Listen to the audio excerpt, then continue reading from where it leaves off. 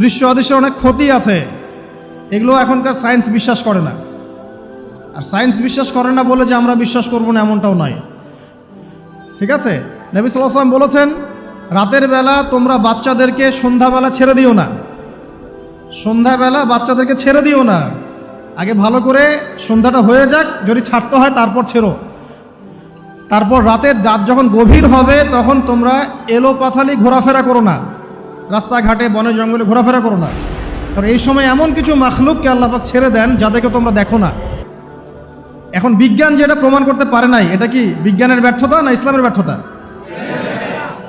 যদি বৈজ্ঞানিকভাবে আপনি প্রমাণ করতে না পারেন তাহলে সেটার কোনো অস্তিত্ব নাই। এই কথাটাকে ডাহা মিথ্যা কথা। যদি মুমিন হতে চান তাহলে এই কথার উপরে এসে ইসলাম কবুল করতে হবে। যদি মুমিন মুসলিম হতে চান এই কনসেপ্টটার ঊর্ধ্বে এসে ইসলাম কবুল করতে হবে। আল্লাহ রব্বুল আলামিন এবং তার রাসূল যা বলেছেন সেটাই চূড়ান্ত সত্য, সেটা আমরা প্রমাণ করতে পারি বা না পারি, এটাকে অন্ধভাবেই বিশ্বাস করতে হবে। এটাই হচ্ছে একটা মৌলবাদী কনসেপ্ট। আর এভাবে ইসলামের মৌলিক বিষয়গুলোকে না মানলে কেউ মুসলিমই হবে না। কথা কি বুঝতে পারছেন? আচ্ছা, তিনি বলছেন রাতের বেলা এমন কিছু মাখলুক বের হয় যাদেরকে তোমরা দেখো না। দুষ্ট জিন বের হয়। কি বের হয়? জিন জাতি নাই পৃথিবীতে? আল্লাহ পাক সূরা জিন নামে একটা গোটা সূরা নাজিল করেছেন, করেন নাই? হাফেজ আছে না এখানে মানুষ?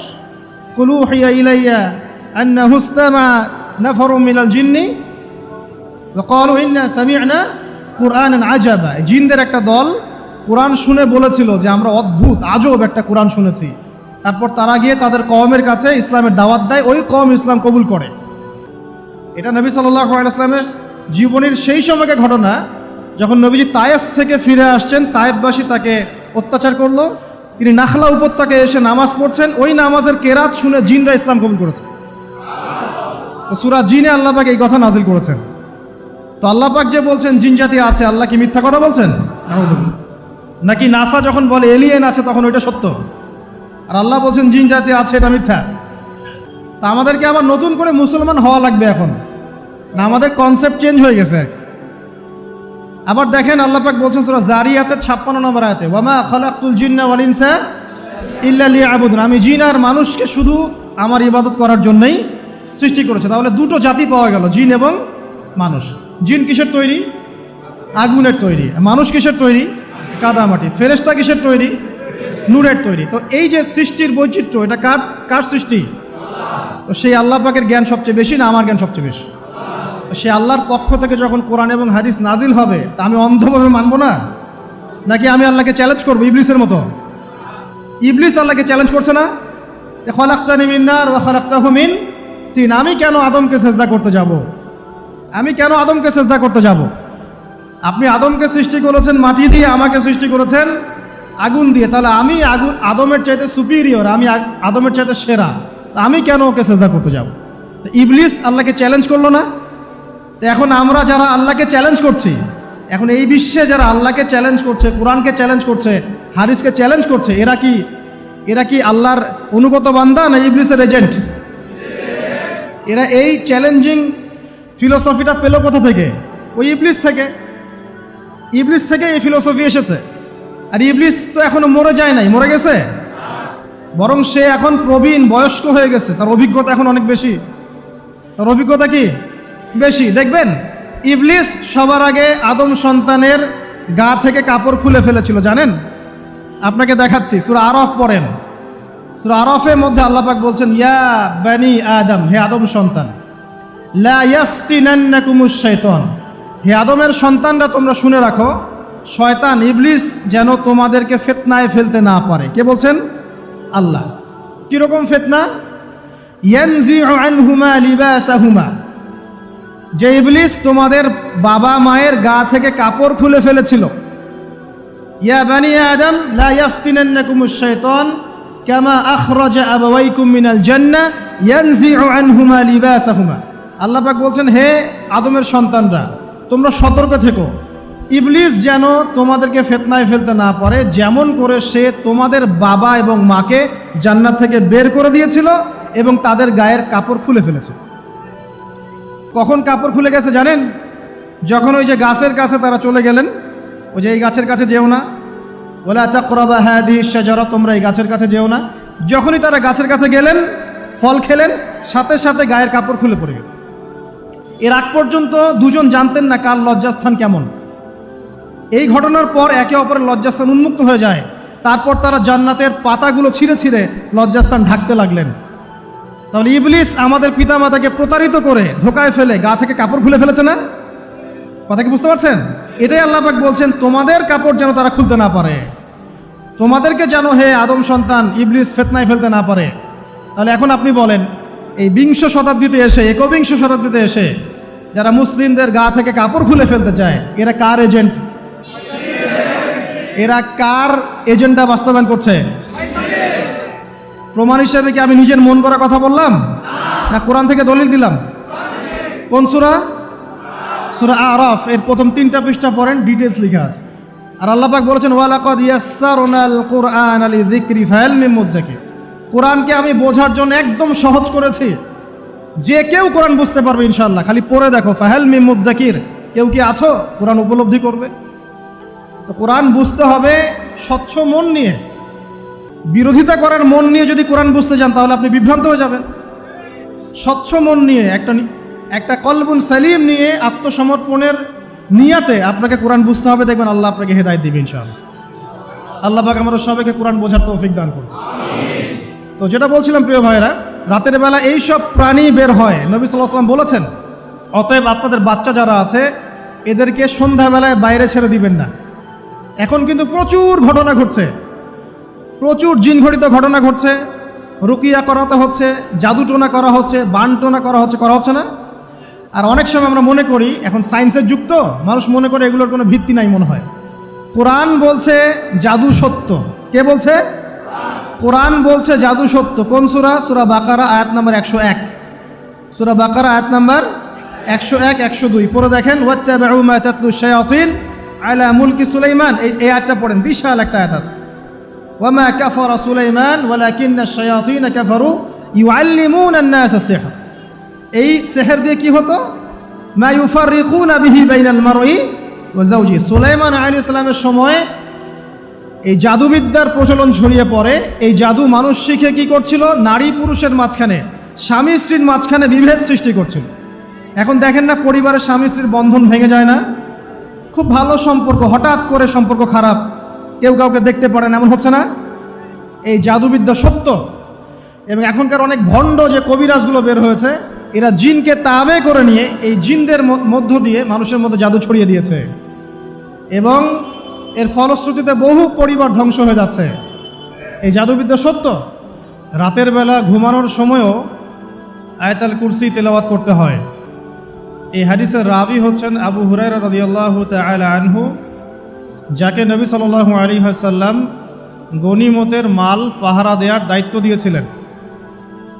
তো প্রথম রাতে আবু হুরায়রা রাদিয়াল্লাহু আনহু লক্ষ্য করলেন যে মাল চুরি করার জন্য একজন এসেছে। তিনি চোরকে ধরলেন। চোর খুব অনুনয় বিনয় করল যে আমার অবস্থা খুব খারাপ, খুব দরিদ্র, আমাকে ছেড়ে দাও।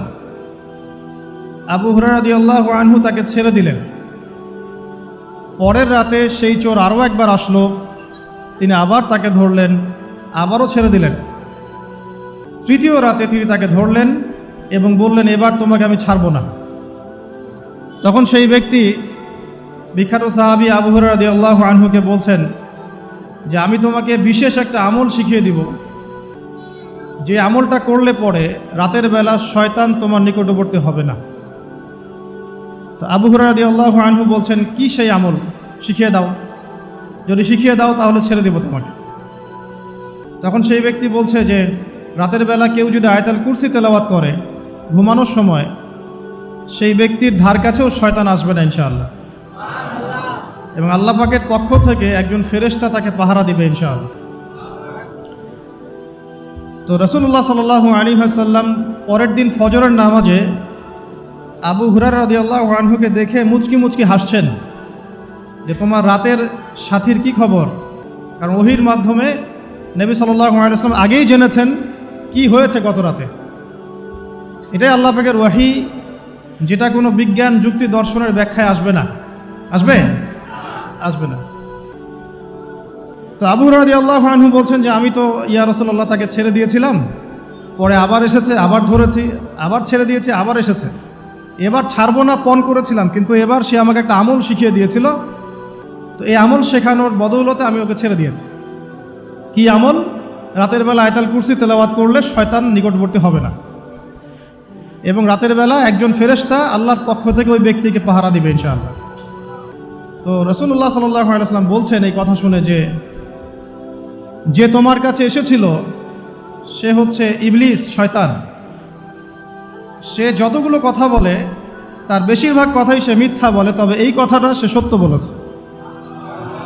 তার মানে আয়াতুল কুরসির ফজিলত কে জানিয়ে দিল? তাহলে জ্ঞান যদি সত্য হয়, জ্ঞানটা যদি সত্য হয়, মানে আল্লাহ এবং তার রাসূলের দলিল থাকে সেখানে, তো সেই সত্য জ্ঞানটা নেয়ার ব্যাপারে কোনো প্রতিবন্ধকতা থাকবে? থাকবে না। যে কোনো ব্যক্তি এমন কোনো কথা বলুক যেটা কোরআন এবং সুন্নাহর সাথে মিলে গেছে, এই কথা নিতে কি কোনো আপত্তি আছে? নাই।